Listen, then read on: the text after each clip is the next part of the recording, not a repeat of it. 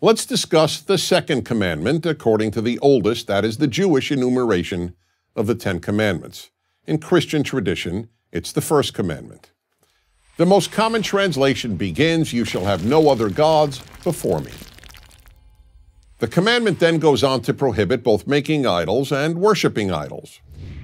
Most people, when they think of this commandment, understandably think that it only prohibits the worship of idols and the worship of gods, such as the ancient pagan gods of rain, of fertility, all the other nature gods, and chief gods such as the Roman Jupiter and the Greek Zeus.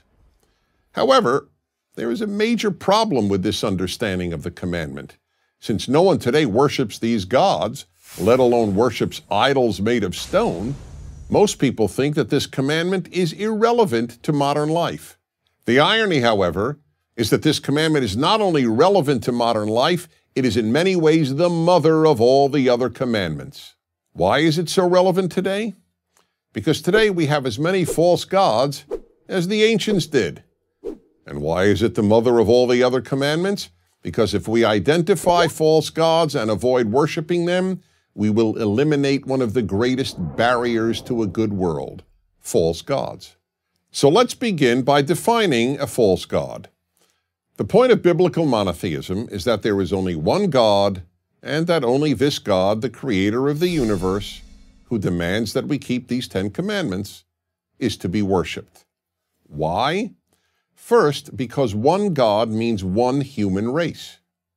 Only if we all have the same creator or father, as it were, are we all brothers and sisters. Second, having the same parent also means that no person or group is intrinsically more valuable than any other. And third, one God means one moral standard for all people. If God declares murder wrong, it is wrong for everyone, and you can't go to another God for another moral standard. When anything else is worshipped, bad things result. Not only things that can obviously lead to evil, such as the worship of power, or race, or money, or flag, but also things that are almost always seen as quite beautiful, such as art, or education, or even love. Yes, any of these often wonderful things, when worshipped, can lead to terrible results. Take art. Many of the cruelest humans in history loved beautiful music and art. But as a music lover, I learned early in life the sad fact that great music can be used to inspire people to follow evil just as much as it can be used to inspire people to do good. The great Hollywood director Stanley Kubrick vividly made this point in his classic 1971 film, A Clockwork Orange. In it, men rape and murder while classical music plays in the background. Take education. We all recognize how important education can be, from preparing people to be able to find work to understanding the world.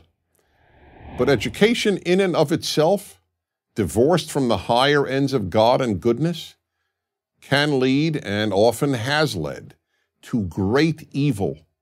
Many of the best educated people in Germany supported Hitler and the Nazis, and almost all of the Western world supporters of the genocidal regimes of Stalin in the Soviet Union and Mao in China were highly educated. There is nothing about a PhD that guarantees a person will be wiser, kinder, or more ethical than someone with only a high school education. The same holds true even of love. Love, of course, is so often beautiful, but it too can lead to evil. In the 20th century, people who put love of country above love of God and goodness often committed terrible evil. And here's a test for you. Imagine that the pet you love and a stranger, a person you don't know and therefore could not possibly love, are drowning. Do you first try to save your pet or the stranger? Well, if love is an end in itself, you save your pet.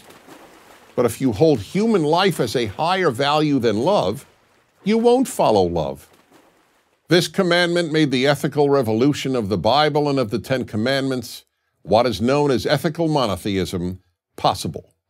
Worship the God of the Ten Commandments, and you will make a good world. Worship a false god, no matter how noble sounding, and you will end up with a world of cruelty. I'm Dennis Prager. Join Prager University, subscribe to our YouTube channel, and sign up for free at prageru.com.